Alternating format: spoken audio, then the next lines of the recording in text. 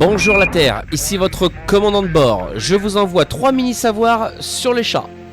Le chat est digitigrade, du latin digitus qui signifie doigt et gradus qui signifie marche.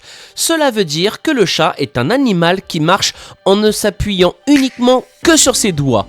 4 sur les pattes arrière, 5 sur les pattes avant et il ne s'appuie pas sur la totalité de sa patte, contrairement à nous les humains qui sommes plantigrades. Cela lui permet d'être silencieux, agile et rapide.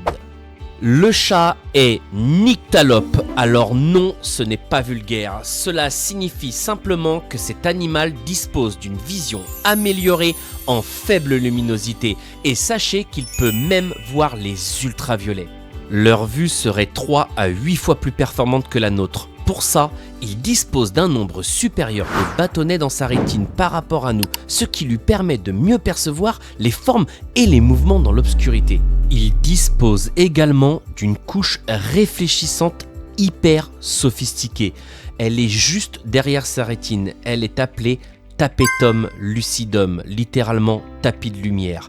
Elle permet de renvoyer la lumière une seconde fois vers les photorécepteurs de son œil, comme un miroir. Voilà pourquoi les yeux des chats donnent un effet lumineux verdâtre quand on les éclaire avec une lampe ou un flash. Vous voyez ce perroquet ? Voici la façon dont nous, les humains, le voyons. Voici maintenant la façon dont notre matou le voit. Une nuance de couleur pastel.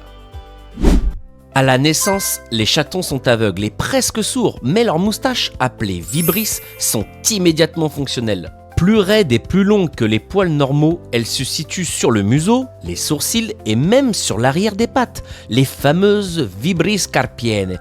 Elles poussent et se renouvellent en continu grâce à leurs muscles horripilateurs. Indispensable au chat, elles l'aident à percevoir son environnement, évaluer distance et obstacles, détecter le vent et localiser les odeurs. Elles lui permettent aussi d'inspecter sa proie. En entourant par exemple une souris capturée, elle l'informe de son état et l'aide à ajuster sa morsure fatale. Et le plus étonnant dans tout ça, c'est qu'il est loin d'être le seul à en posséder. Chiens, lapins, rongeurs, chevaux et même phoques et autres mammifères marins ainsi que certains oiseaux en sont également dotés.